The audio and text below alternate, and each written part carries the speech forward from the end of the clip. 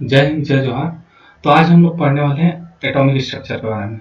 ठीक है, atomic structure यानी कि परमाणु संरचना के बारे में, जिसमें हम लोग आज इतना पूरा कंप्लीट करेंगे इस लेक्चर में, जिसमें हम लोग होगा introduction, quantum number, Pauli's exclusion principle, orbital का शेप, है ना, और हाइजेनबर्ग का uncertainty principle, de Broglie theory, ये सब होगा आज के लेक्चर में। और ये वैलेंस बॉन्ड थ्योरी, है ना, संयोजकता बंध सिद्धांत, संकरण यानी हाइब्रिडाइजेशन,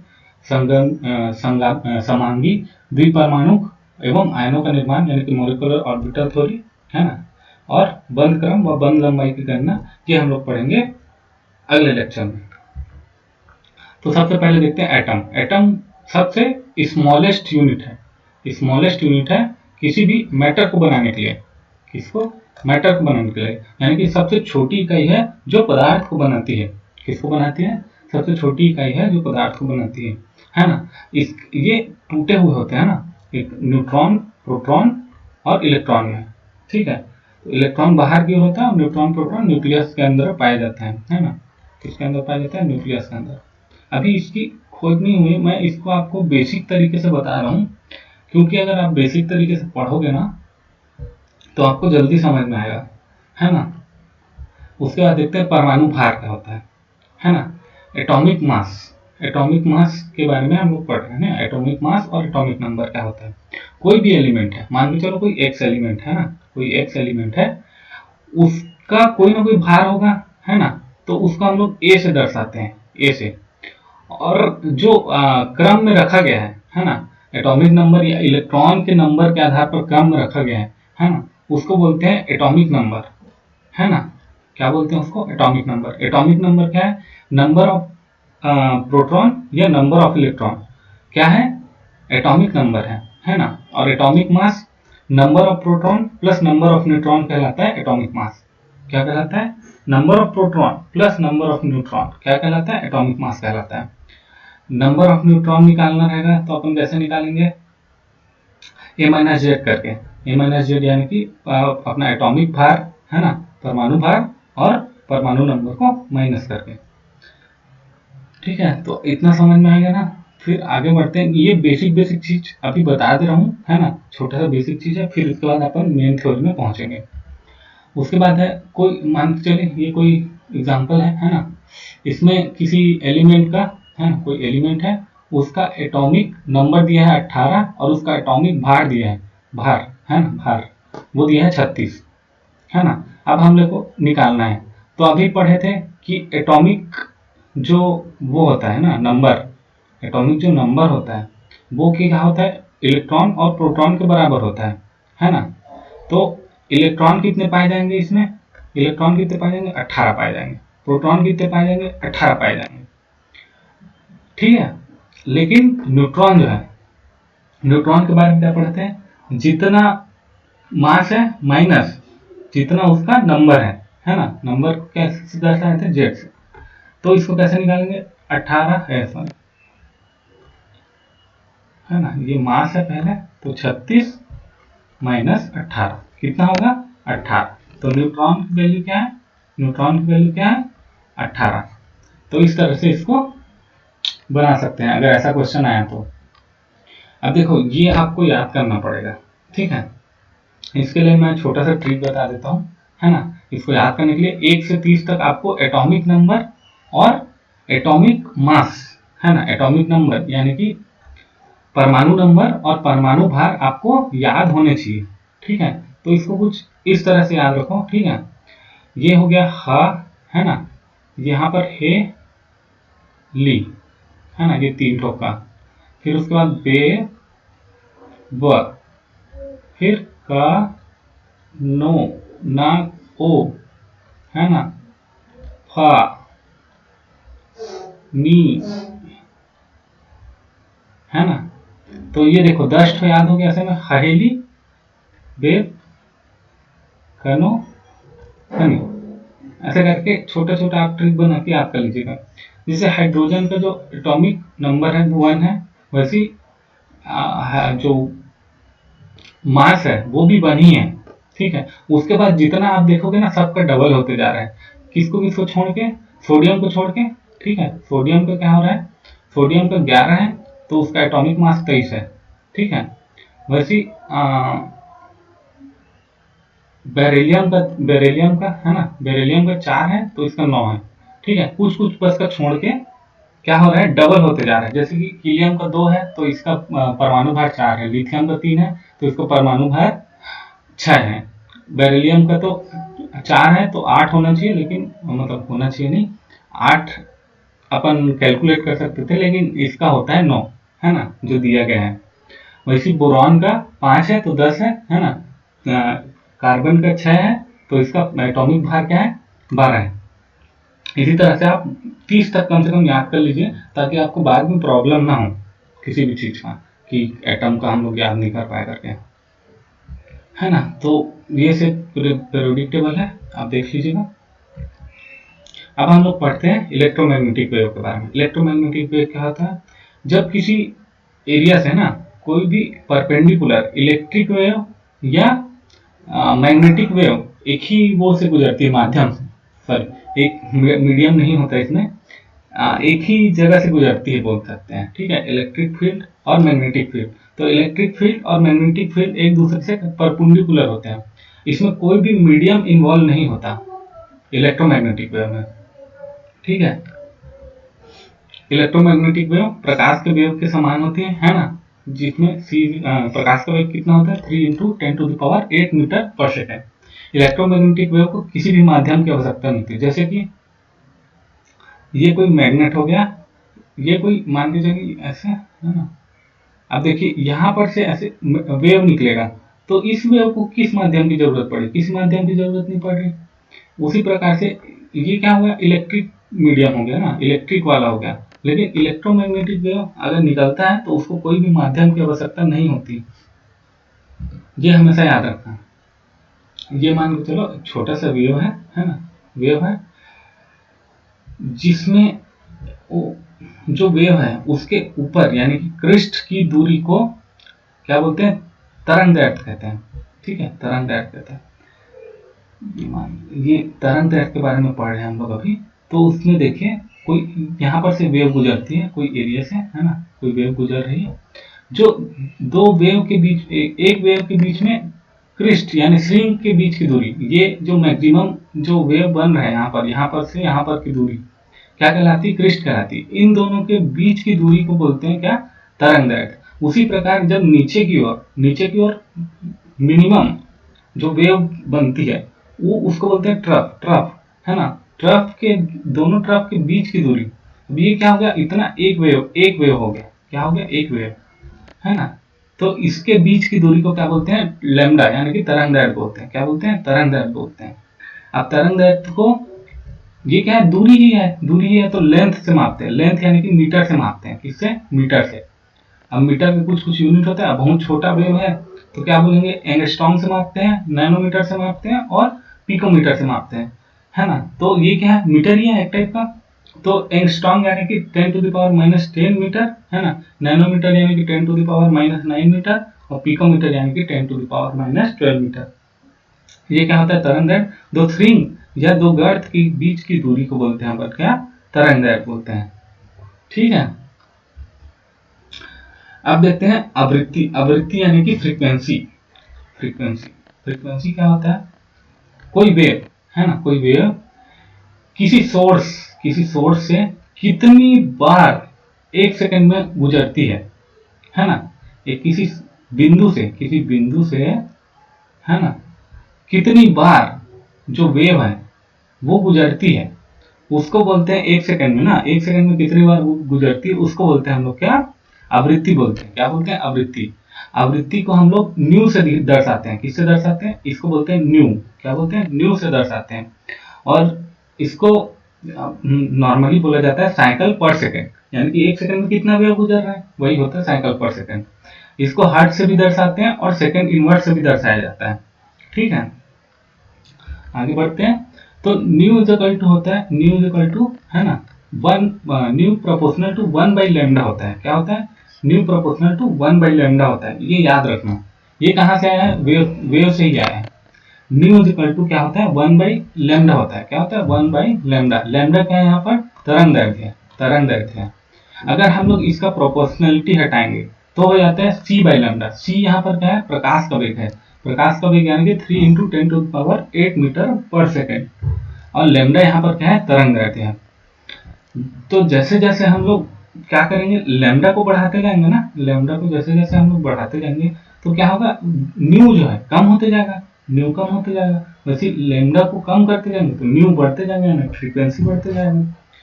तो अगर हम लोग इसको लिखेंगे nu one by nu two is equal to λ2 by λ1, ऐसा करके हम लोग लिख सकते हैं। अगर कोई क्वेश्चन दिया है उसमें दिया है कि न्यू1 का मान दिया है पहले फ्रीक्वेंसी का और तरंग दैर्ध्य का मान दिया है दोनों का, तो इसमें पूछ सकते हैं कि न्यू2 निकाल के बताओ, ऐसे करके क्वेश्चन आ सकता है। अब देखते हैं तरंग संख्या क्या होता है। तरंग संख्या तो किसी पर्टिकुलर जगह से, है ना, कोई पर्टिकुलर जगह है, वहां से 1 सेंटीमीटर जगह है ना, कोई पर्टिकुलर 1 सेंटीमीटर जगह से कितनी वेव्स गुजरती हैं, कितनी वेव्स गुजरती हैं उसको बोलते हैं उसका वेव नंबर। मान के चलो यहाँ पर 5 गुजरा है ना 1 सेंटीमीटर में, तो वो उसका वेव नंबर कहलाएगा। उसको दर्शाते हैं हम लोग न्यू बार से। किससे दर्शाते हैं, न्यू बार से। Nu bar is equal to होता है 1 बाई लैम्डा। क्या होता है, nu is equal to 1 by lambda होता है। अब देखो न्यू इज इक्वल टू क्या होता था, c बाई लैम्डा, है ना।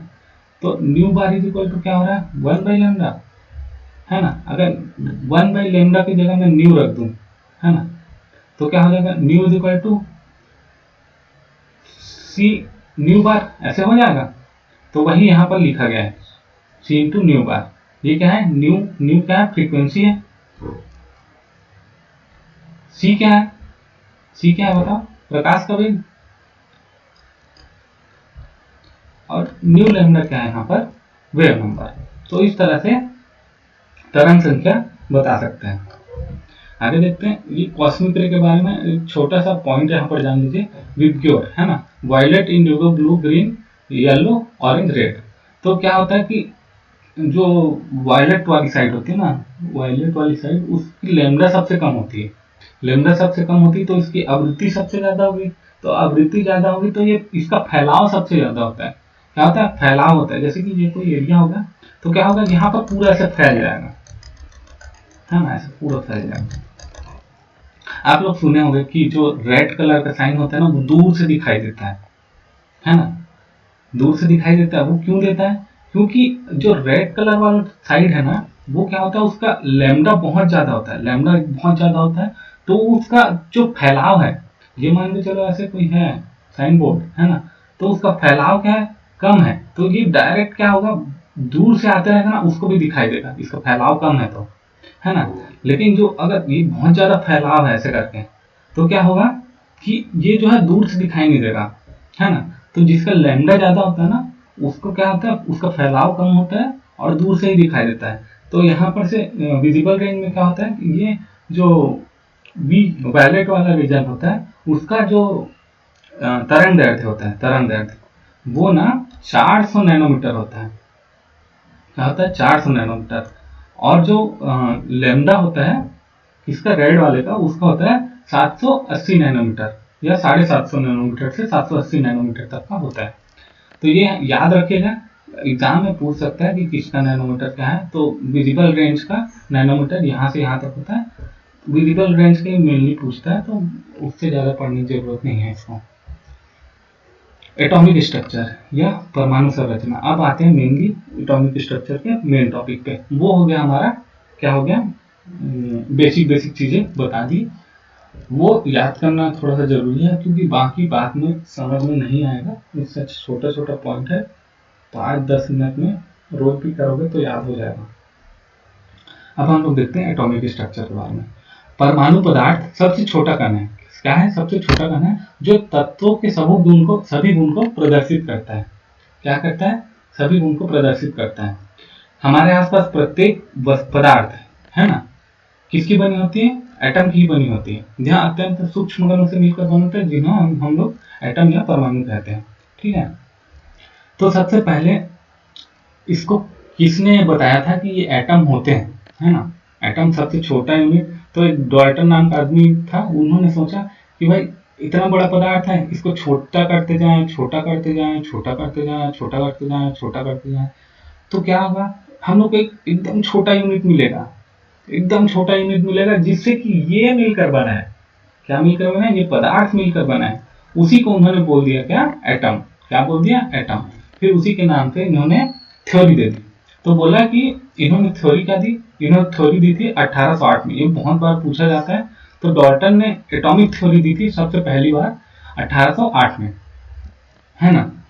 तो जो पदार्थ होते हैं, पदार्थ वो छोटे छोटे अविभाज्य कणों से मिलकर बने होते हैं जिन्हें परमाणु कहते हैं। क्या कहते हैं? जिन्हें हम लोग परमाणु कहते हैं।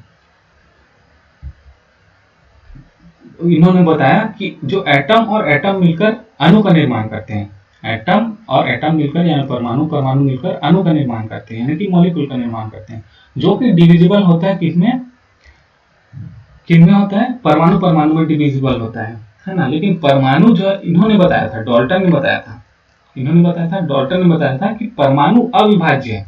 कैसा है? अविभाज्य है, इनको तोड़ा नहीं जा सकता। लेकिन हम लोग अभी पढ़े हैं कि इसको इलेक्ट्रॉन, प्रोटॉन और न्यूट्रॉन जैसे कणों में तोड़ा जा सकता है ना।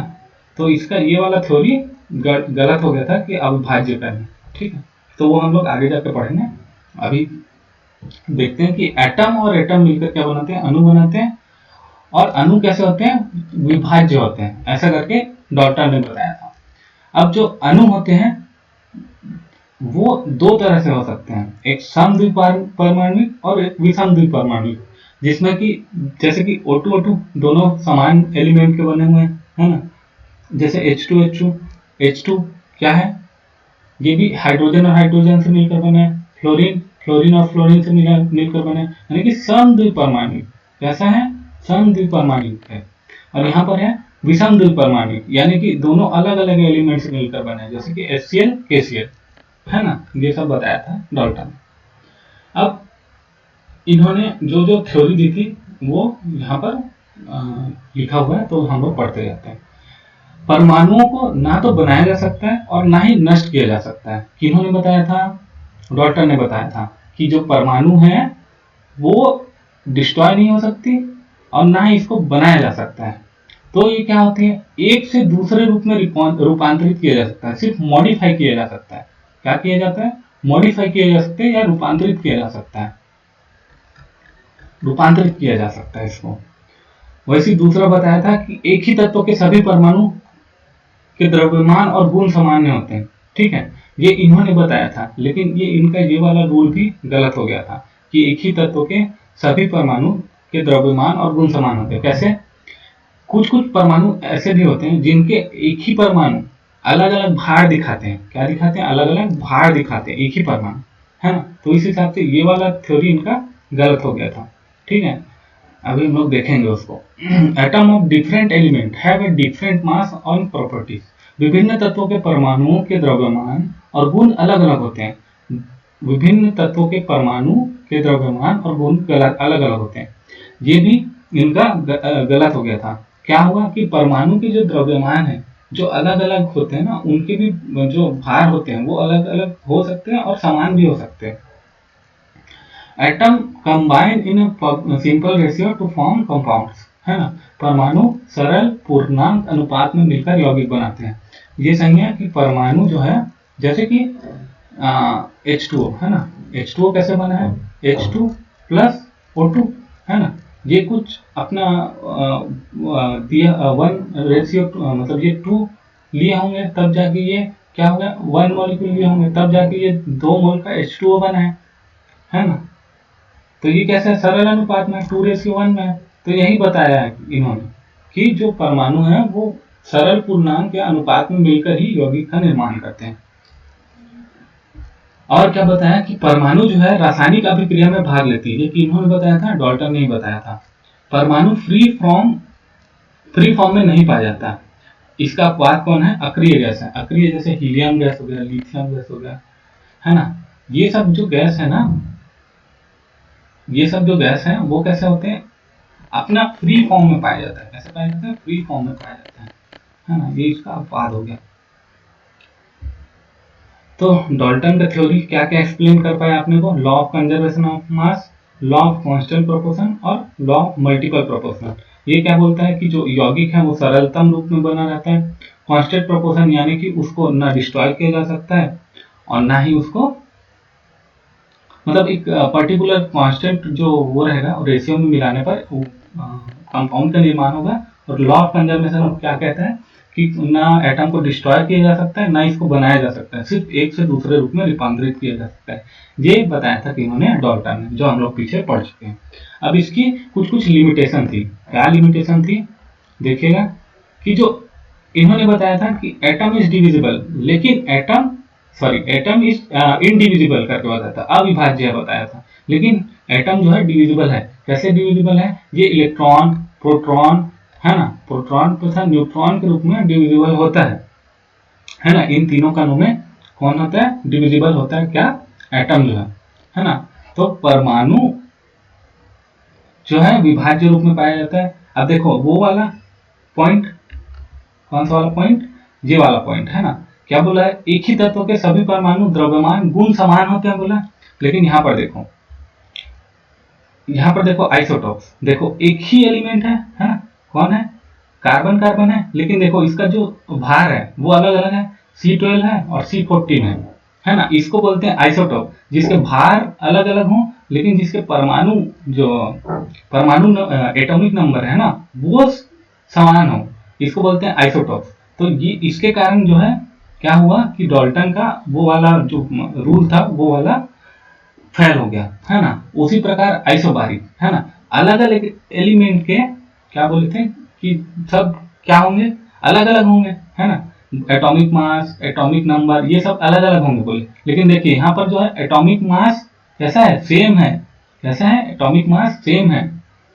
अलग अलग परमाणु के एटॉमिक मास सेम है, तो उसका ये वाला भी थ्योरी गलत हो गया था।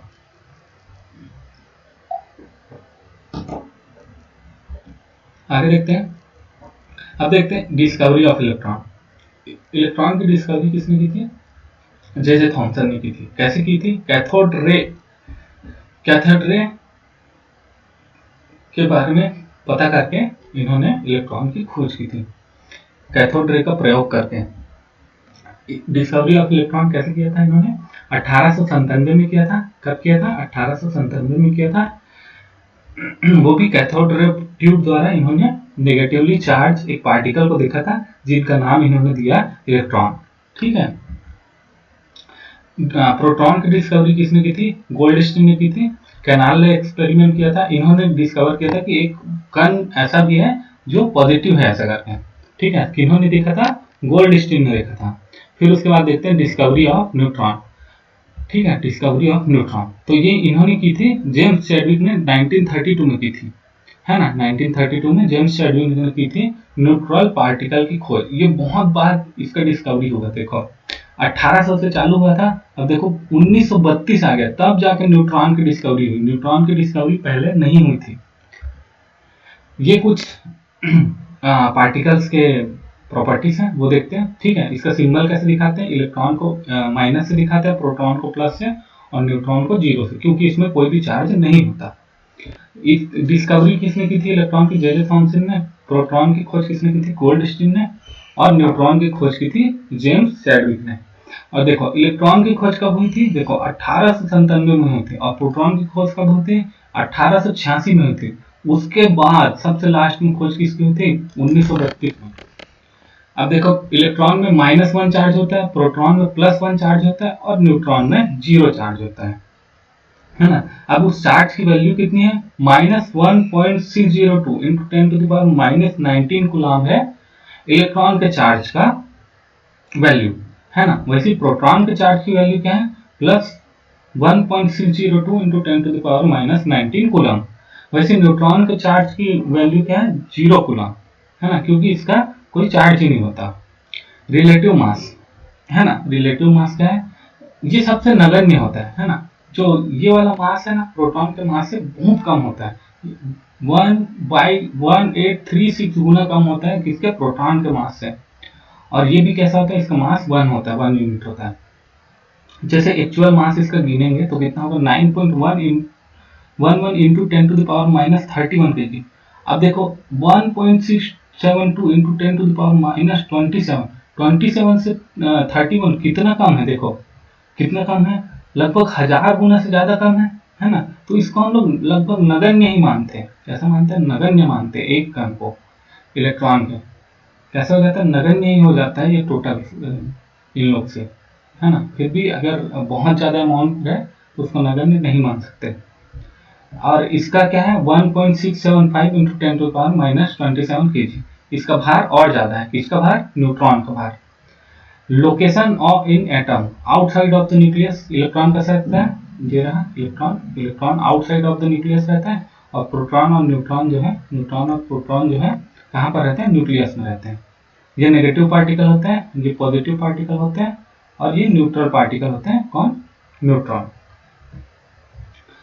थॉमसन, अब देखो क्रम में रखने का शुरुआत हुआ कि इलेक्ट्रॉन, प्रोटॉन, न्यूट्रॉन की तो खोज हो गई, लेकिन अब उसको रखे कैसे जिससे कि हमारा जो एटम है वो स्टेबल हो जाए और हम लोग को एक आइडिया मिले कि एटम कहाँ पर, एटम में इलेक्ट्रॉन, प्रोटॉन और न्यूट्रॉन कहाँ कहाँ पर रहते हैं, है ना। कहाँ पर रहते हैं, ताकि हम लोग को इजी पड़े कोई भी चीज बनाने के लिए या फिर उसके एटम के बारे में जानने के लिए। तो इस तरह से खोज होना स्टार्ट हुआ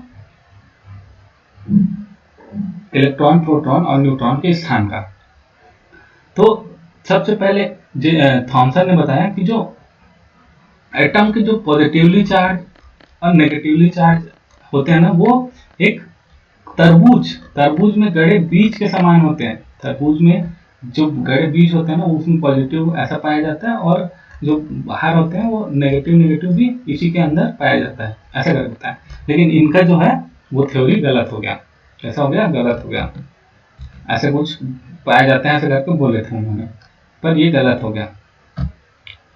इन्होंने एक्सप्लेन किया क्या? इलेक्ट्रिकल न्यूट्रलिटी लेकिन प्रेजेंस ऑफ इलेक्ट्रॉन, लेकिन एक्सप्लेन नहीं कर पाए न्यूक्लियस और अल्फा पार्टिकल स्कैटरिंग को। फिर उसके बाद आए हमारे रदरफोर्ड। रदरफोर्ड मॉडल के बारे में अच्छे से देखिएगा क्योंकि ये वीआईपी है, वेरी इंपॉर्टेंट है ना। तो इसको अच्छे से देखिएगा। इन्होंने सबसे पहले एटम के बारे में ढंग से बताया था, ठीक है। इन्होंने क्या किया? रदरफोर्ड का एटॉमिक मॉडल है ना, 1911 में दिया था। इन्होंने क्या किया? एक जिंक प्लेट लिया, जिंक प्लेट, और ऐसे गोल्ड का बहुत पतली प्लेट लिया। क्या किया? गोल्ड का पतली प्लेट लिया, और यहाँ पर एक क्या लिया? सोर्स रखा। किसका सोर्स रखा? अल्फा पार्टिकल का। अब बोलोगे अल्फा पार्टिकल क्या होता है? अल्फा पार्टिकल होता है जिसका ना एटॉमिक मास जो है 4 होता है, और जो उसका एटॉमिक नंबर होता है 2। इसी बोलते हैं अल्फा पार्टिकल। क्या बोलते हैं? Alpha particle. अब अल्फा पार्टिकल का बम्बार्ड किया किसके ऊपर? गोल्ड के ऊपर, गोल्ड फॉइल के ऊपर। किसके ऊपर? गोल्ड फॉइल के ऊपर। तो क्या हुआ? जितने जो अल्फा पार्टिकल होते हैं ना, वो क्या होते हैं? स्कैटर होते थे। तो क्या हुआ कि ऐसे पूरा यहां से निकलकर ऐसे स्कैटर हो गया। क्या हो गया? स्कैटर हो गया अल्फा पार्टिकल। लेकिन कुछ कुछ अल्फा पार्टिकल ऐसे भी थे। कैसे थे? कुछ कुछ अल्फा पार्टिकल कैसे थे कि जहां पर से टकराए वहीं पर से वापस आ गए कुछ अल्फा पार्टिकल, और कुछ कुछ रिफ्लेक्ट होकर के क्या हो गया? रिफ्लेक्ट होकर के ऐसे भी भागे कई अल्फा पार्टिकल, है ना।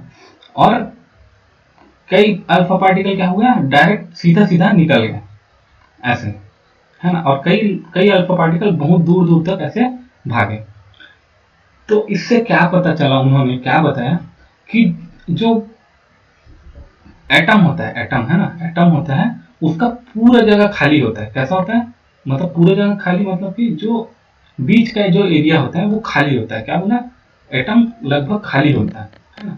एटम का जो एरिया होता है वो खाली होता है ना। और उन्होंने बताया कि ये सर्कुलर शेप का होता है। कैसा होता है? सर्कुलर या स्फेरिकल शेप का बोल सकते हो। इन्होंने बताया, क्या क्या बताया ये देखते हैं। अल्फा पार्ट सीधे निकल गए। इन्होंने ऑब्जर्वेशन करके दिया, अधिकांश अल्फा पार्टिकल क्या होगा? सीधे निकल गए।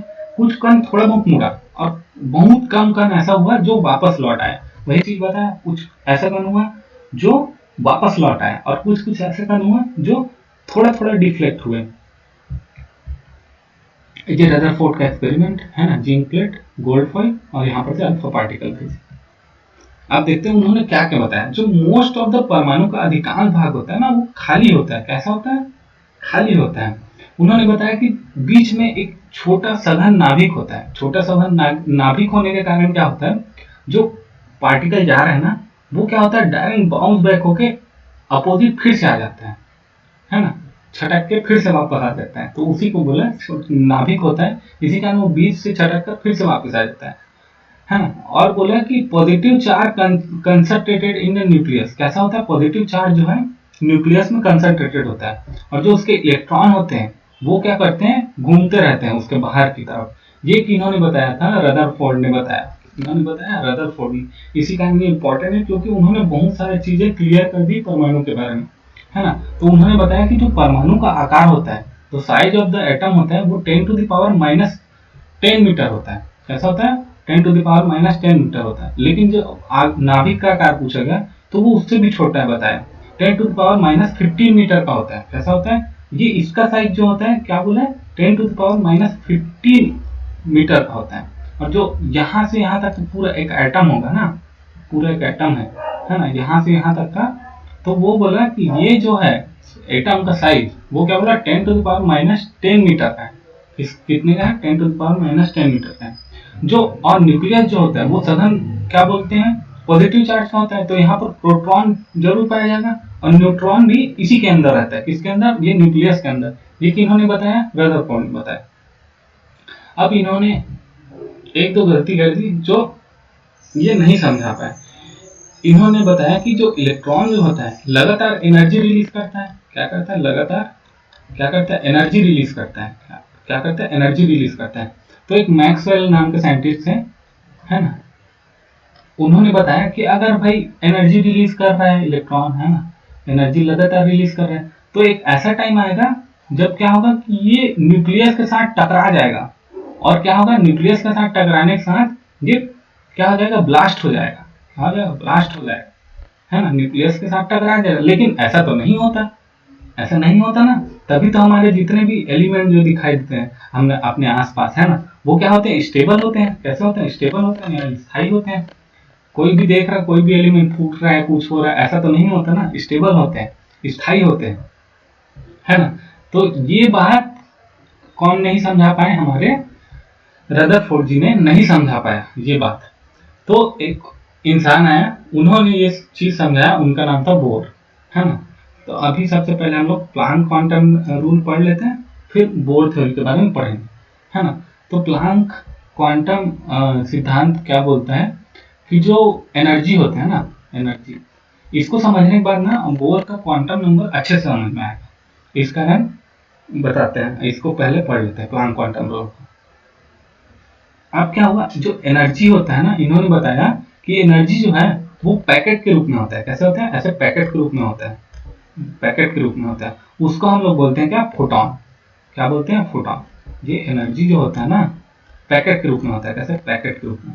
इन्होंने बताया कि ये कैसे होता है, फोटॉन के रूप में पाया जाता है। और इन्होंने बताया कि एनर्जी को हम लोग लिख सकते हैं H × इन्होंने दिया एक कांस्टेंट, इसका नाम है, इन्होंने दिया कांस्टेंट, इसका नाम क्या है, प्लैंक कांस्टेंट। प्लैंक कांस्टेंट की वैल्यू है H = 6.62 × 10⁻34 जूल/सेकंड, है ना। और न्यू क्या है, न्यू अभी जो पढ़े थे हम लोग, वो उसकी आवृत्ति है ना।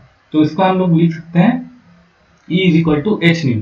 क्या लिख सकते हैं, E = h न्यू, है ना। और हम लोग जानते हैं न्यू = क्या होता है, c/λ होता है।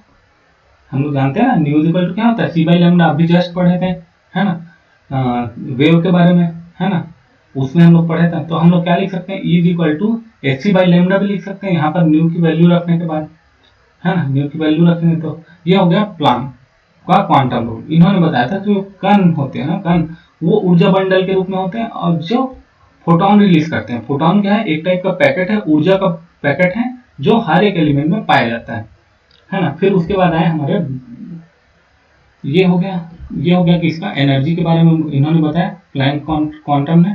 और इसको हम लोग अगर इलेक्ट्रॉन वोल्ट में लिखें तो hc/λ इलेक्ट्रॉन वोल्ट लिख सकते हैं, है ना। ये वाला जो है ना, स्पीड ऑफ लाइट का वैल्यू रखें, और h का वैल्यू रखें, तो क्या आएगा, इलेक्ट्रॉन वोल्ट में 12400 लैम्डा इन एंगस्ट्रॉम।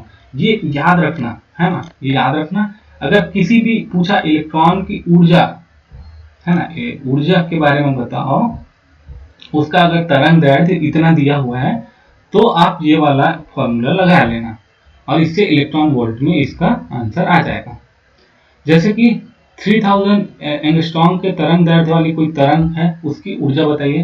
तो यहाँ पर हम लोग डायरेक्ट मान रखेंगे 12400 डिवाइड बाई तरंग दैर्ध्य यानी लैम्डा, और यहाँ पर हम लोग इसका वैल्यू निकाल लेंगे। इसका वैल्यू आएगा 4.13। अच्छा, मेरा ऐसे सॉल्व करने का मतलब ये है कि ना जो आपका जो टाइम है वो बच जाएगा लेक्चर के जरिए, ठीक है ना।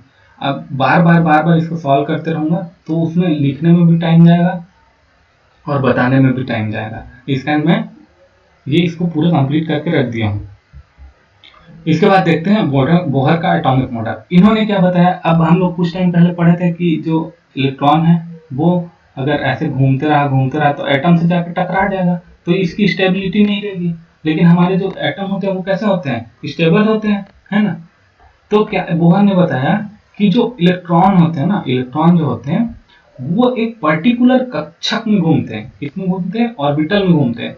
क्या होते हैं, इलेक्ट्रॉन जो है एक पर्टिकुलर ऑर्बिटल में घूमते हैं, ऑर्बिटल में, और इनके पास पर्टिकुलर एनर्जी होता है। ये तभी तक उस ऑर्बिटल में घूमेंगे जब तक वो उस एनर्जी को लिए रहेंगे।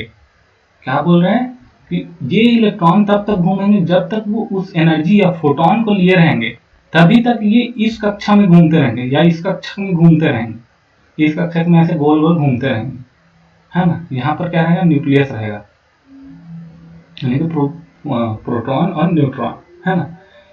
ये क्या बोल रहे हैं, कक्षक में पर्टिकुलर कक्षक में इलेक्ट्रॉन पाए जाते हैं, है ना। और वो इलेक्ट्रॉन इस कक्षक में तब तक रिवॉल्व करेगा जब तक इसके पास वो एनर्जी है जो इस कक्षक में घूमने के लिए यहाँ इसके पास होनी चाहिए, है ना। तो ये बताया था कि इन्होंने बोहर ने। तो इस तरह से ये क्या हो गया, इनका नियम बन गया। फिर इसी को सब लोगों ने आगे बढ़ाया और ये सही भी है। फिर नील बोर ने बताया कि इलेक्ट्रॉन एक फिक्स्ड सर्कुलर ऑर्बिट में घूमता है ना, ऑर्बिट में घूमता है। Electron do not lose energy while revolving. ये क्या करता है, इलेक्ट्रॉन जो है कुछ भी एनर्जी इवॉल्व नहीं करता, उत्सर्जित नहीं करता। क्या नहीं करता, उत्सर्जित नहीं करता, है ना। Each orbital has fixed energy। देखो बताया ना अभी, जो एनर्जी इसके पास रहेगा उसी एनर्जी को ये लेके इस पर्टिकुलर कक्षा में घूमते रहेगा, उसके पास जब तक ये एनर्जी रहेगा, फिक्स्ड एनर्जी, है ना। इलेक्ट्रॉन जम्प्स बाय एब्जॉर्बिंग और इमिटिंग एनर्जी। अब क्या होगा, मान के चलो ये कक्षक है, पहला वाला कक्षक, और ये दूसरा वाला कक्षक है ना, ये तीसरा वाला कक्षक। अब क्या होता है कि इलेक्ट्रॉन जंप करने के लिए, अपने ऊपर वाले लेवल में जाने के लिए क्या करता है, एनर्जी को लेता है, एब्जॉर्ब करता है, तभी ये ऊपर वाले कक्षक में पहुंच पाता है। और इसको नीचे वाले कक्षक में आने के लिए उत्सर्जित करना पड़ेगा। क्या करना पड़ेगा, उत्सर्जित करना पड़ेगा। उत्सर्जित करना पड़ेगा तब जाके नीचे वाले अपने क्या है, ऑर्बिट में आएगा। इस तरह से बताया कि इन्होंने, बोहर ने बताया। इस तरह से क्या होगा, ये जो इलेक्ट्रॉन है वो किस में नहीं गिरेगा, न्यूक्लियस में नहीं गिरेगा, और हमारा जो परमाणु है वो स्टेबल रहेगा। ये किन्होंने बताया, बोहर ने बताया, है ना। उसके बाद ये प्लांक क्वांटम रूल, वही जो बताया था कि एक पर्टिकुलर फोटोन रहता है उसी कक्षा में घूमने के लिए, उसी कक्षा में घूमता है ये क्या, हमारा जो इलेक्ट्रॉन है वो।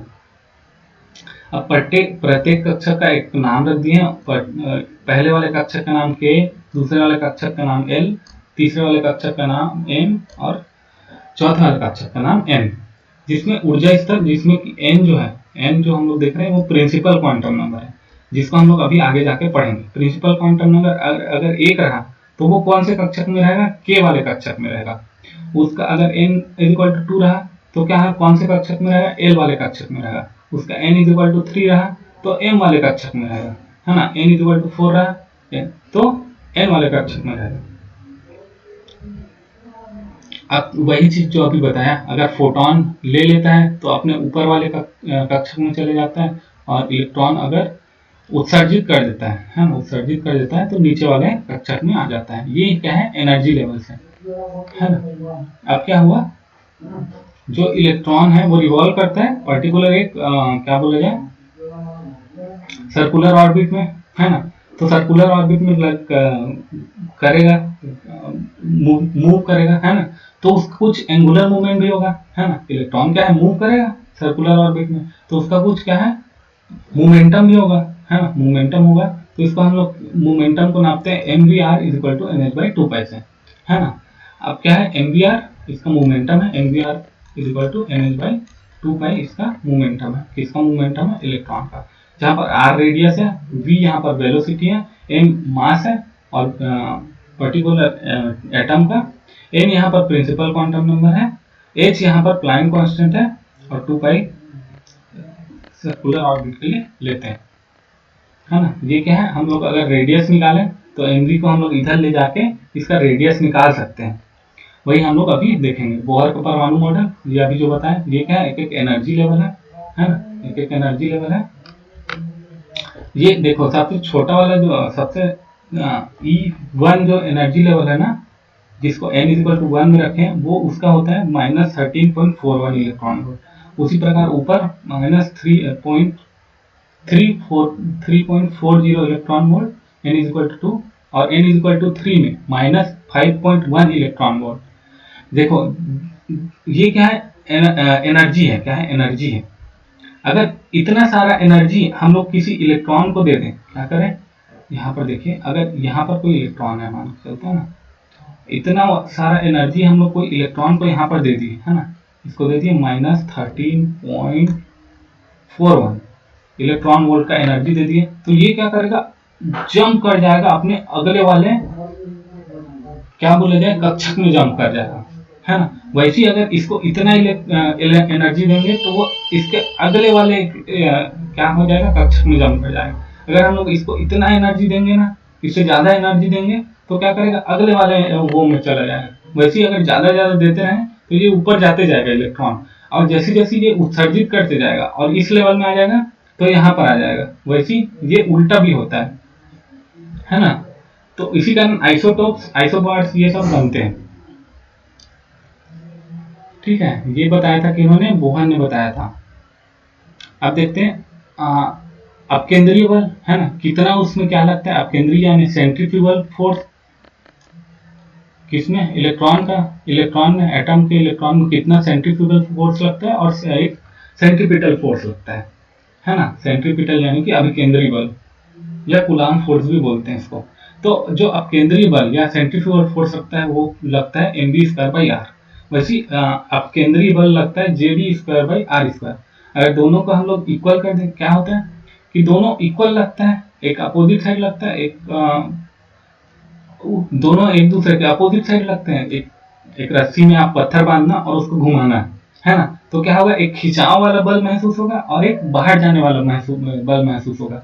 जो बाहर जाने वाला बल महसूस होगा ना, वो है अपकेंद्रीय बल, और जो अंदर आने वाला बल है ना, वो है अभिकेंद्रीय बल, है ना। तो अगर इसको इक्वल कर दें तो क्या होगा, तो देखेंगे कि आर यहाँ पर कैंसिल हो गया, तो mv²/JD²/r ऐसे करके हम लोग लिख सकते हैं। ये क्या है, रिलेशनशिप बिटवीन सेंट्रीफ्यूगल और सेंट्रीपिटल फोर्स का। आगे बढ़ते हैं। अब लिमिटेशन, बोहर एटॉमिक मॉडल का भी कुछ कुछ लिमिटेशन है। ये क्या करता है, सिर्फ एक इलेक्ट्रॉन वाले एटम में ही काम करता है। जैसे कि हाइड्रोजन हो गया, हीलियम प्लस हो गया, है ना, लिथियम प्लस 2+, है ना, बेरिलियम 3+। सिर्फ ऐसे एलिमेंट में ही ये वाला जो थ्योरी है वो काम करता है कि इलेक्ट्रॉन का जंप होगा, अगले एनर्जी लेवल पे जाएगा। ये सिर्फ एक इलेक्ट्रॉन के लिए होता है ना। इसमें बहु इलेक्ट्रॉन सिस्टम काम नहीं करता, है ना। इनका जो अगर बहु इलेक्ट्रॉन सिस्टम रहेगा तो इनका जो थ्योरी है वो कैंसिल हो जाएगा। और दूसरा इसका लिमिटेशन ये है कि इन्होंने स्पेक्ट्रल लाइंस के बारे में बताया नहीं। जैसे जीमन इफेक्ट हो गया जो चुंबकीय क्षेत्र में स्पेक्ट्रल लाइन दिखाता है, और स्टार्क इफेक्ट वो हो गया जो कि विद्युतीय क्षेत्र में क्या दिखाता है, स्पेक्ट्रल लाइन दिखाता है। क्या दिखाता है, स्पेक्ट्रल लाइंस। इसके बारे में इन्होंने नहीं बता पाया। क्यों नहीं बताया, बोल में नहीं बता पाया। उसके बाद परमाणु के स्थायित्व को नहीं समझा पाए। इसको नहीं समझा पाए, परमाणु के अच्छे से स्थायित्व को नहीं समझा पाए, स्पेक्ट्रल लाइट की तीव्रता को भी नहीं समझा पाया, वही जो अभी बताया। अब इन्होंने जो जो चीज बताया वो बताया। इन्होंने बताया परमाणु का रेडियस के बारे में।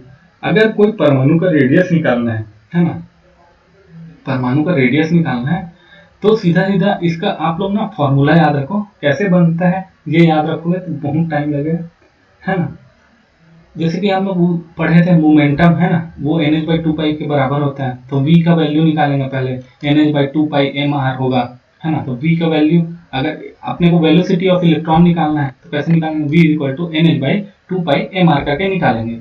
कोई भी एटम का अगर वेलोसिटी निकालना है तो ये वाला इंपॉर्टेंट है, वेलोसिटी वाला। इसको ना आप अलग से छोटा सा नोट्स बनाइएगा और वो पेपर में लिख लीजिएगा। पेपर में लिख लेंगे ना तो क्या होगा, उसको डेली आप देखिएगा अभी जब तक हो सके। तो इससे क्या होगा, हर एक फॉर्मूला आपको याद हो जाएगा कि इलेक्ट्रॉन की वेलोसिटी कैसे निकालनी है ना। ये आपको रटना ही पड़ेगा। इसको समझाऊंगा तो बहुत टाइम जाएगा, है ना, और आपको याद रहे ना रहे इसका कोई भरोसा नहीं। तो इसको आप लिख लीजिएगा। सबसे अच्छा यही है कि लिख लीजिएगा और याद कर लीजिएगा। तो वेलोसिटी ऑफ इलेक्ट्रॉन कैसे निकाल सकते हैं, v NH/2 करके। उसका रेडियस कैसे निकाल सकते हैं, n²h² 4π² m JD² करके निकाल सकते हैं। अगर रेडियस अपने को एंगस्ट्रॉम में निकालना है ना तो हम लोग डायरेक्ट कर सकते हैं, जिसमें हम लोग h का वैल्यू रख देंगे, है ना, JD का वैल्यू रख देंगे, जो भी एटम वगैरह है। तो क्या हो जाएगा, ये आ जाएगा 0.529 n²/z। ये क्या है, इंपॉर्टेंट है, इसको हमेशा याद रखना है। अगर अपने को एंगस्ट्रॉम में निकालना है तो डायरेक्ट क्या लगाएंगे, 0.529 इंटू n²/z। n यहाँ पर क्या है, प्रिंसिपल क्वांटम नंबर है। क्या है, प्रिंसिपल क्वांटम नंबर। इसके बारे में हम लोग आगे पढ़ेंगे अभी। उसी प्रकार r प्रोपोर्शनल टू n² के बराबर होता है, तो हम लोग इसको क्या लिख सकते हैं, r1/r2 n1² करके लिख सकते हैं। उसी प्रकार अगर z की भी वैल्यू दिए रहे तो z क्या होता है, इसका इनवर्सली होता है। तो क्या होगा, z2/z1 हो जाएगा, n1² हो जाएगा, है ना। तो ये तीनों आप याद रखिएगा, ये बहुत इंपॉर्टेंट है। अगर कोई बोले त्रिज्या कैसे निकालना है, हाँ, इलेक्ट्रॉन का, कोई बोले कि किसी एटम का त्रिज्या निकालने के लिए बोले, है ना, तो कैसे निकालोगे, यही सब फॉर्मूला है। हाँ, फिर वेलोसिटी का फॉर्मूला बता दिया हमने पीछे, है ना। ये सब चीज से आपको अंदाजा लग जाएगा। इलेक्ट्रॉन का वेग अभी बताया था, v है ना। अब इसको अगर मीटर पर सेकंड में निकालना है तो अपन डायरेक्ट 2.18 इंटू 10⁶ z/n कर सकते हैं, है ना। इसको वेलोसिटी का अगर रेशियो निकालना है, वेलोसिटी और उसके एटॉमिक नंबर का रेशियो निकालना, दो एलिमेंट दिया हुआ है, तो z1/z2 v1/v2 करके ऐसे अपन निकाल सकते हैं, है ना, इलेक्ट्रॉन का वेग निकालना है। उसके बाद देखिए, अगर इसमें बोल रहा है इलेक्ट्रॉन का वेग किसके बराबर था बताओ, है ना। तो जो सबसे, जिसका सबसे ज्यादा क्या होगा, एटॉमिक नंबर होगा, है ना, जेडी, जिसका सबसे ज्यादा होगा उसका वेलोसिटी सबसे कम होगा। तो देखिए यहाँ पर वही दिया है, वेलोसिटी सबसे तो इसमें क्या है, इसका वेलोसिटी बेरिलियम का सबसे ज्यादा है, क्योंकि ना बेरिलियम का जो एक ही इलेक्ट्रॉन है, बेरिलियम में क्या है, खिंचाव ज्यादा है एटम के अंदर। नॉर्मली देखा जाए तो जो मैं बताया वो सही है, ठीक है, लेकिन एक ही इलेक्ट्रॉन के लिए अगर देखा जाए तो बेरिलियम के अंदर प्रोटॉन और न्यूट्रॉन की मात्रा सबसे ज्यादा है। तो ये क्या करेगा, खींचेगा। तो ये क्या होगा, इसमें जो इलेक्ट्रॉन है वो सबसे ज्यादा ऐसे रिवॉल्व करेगा। तो सबसे ज्यादा जो वेलोसिटी होगा वो B3+ में होगा, फिर Le2+ में होगा, फिर हीलियम+ में होगा और हाइड्रोजन+ में होगा। यहाँ पर भी सेम दिया हुआ है, ठीक है। वेलोसिटी और जेट का सीधा प्रोपोर्शनल में दिया हुआ है, तो वेलोसिटी जितना ज्यादा होगा उतना जेट ज्यादा होगा, है ना। जिसका जेट सबसे ज्यादा होगा, जेट सबसे ज्यादा किसका है, बेरिलियम पे ज्यादा है। ये क्यों हो रहा है, क्योंकि हम लोग सिर्फ एक इलेक्ट्रॉन के लिए पढ़ रहे हैं, इस कारण ये काम करेगा। अब देखते हैं इलेक्ट्रॉन की ऊर्जा, है ना। अब देखो यहाँ पर सीधा आप ये वाला याद रखना, kinetic energy is equal to होता है क्या, JD²/2r, और potential energy is equal to होता है -JD²/r, है ना। अब इन दोनों को जोड़ेंगे तो टोटल काइनेटिक एनर्जी आ जाएगा अपने पास।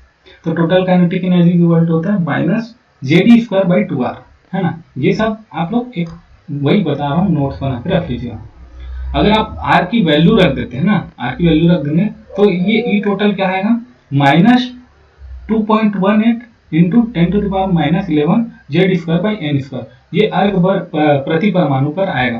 कौन सा, इलेक्ट्रॉन का, टोटल इलेक्ट्रॉन का ऊर्जा, टोटल इलेक्ट्रॉन का ऊर्जा की वैल्यू आ जाएगी। तो ये याद रखिएगा और ये भी याद रखिएगा, है ना। ये सब नोट्स में लिख लीजिएगा।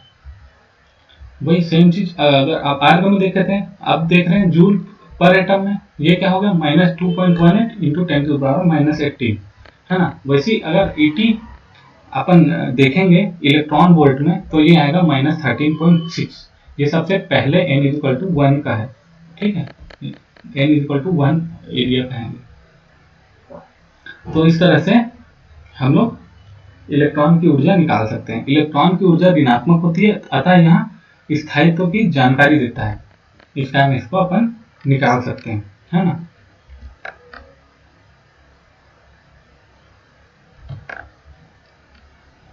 आज के लिए इतना ही कंप्लीट करते हैं, मिलते हैं अगले वीडियो में, अगले पार्ट में, है ना। नहीं तो ये बहुत लंबा वीडियो हो जाएगा। अगली वीडियो में अपने पढ़ेंगे, अगली वीडियो में अपन इसके थोड़ा क्वेश्चन सॉल्व करेंगे, है ना, एनर्जी वाले क्वेश्चन सॉल्व करेंगे, फिर अपन पढ़ेंगे कक्षा तथा कक्षक के बारे में। मिलते हैं अगले वीडियो में। Thank you.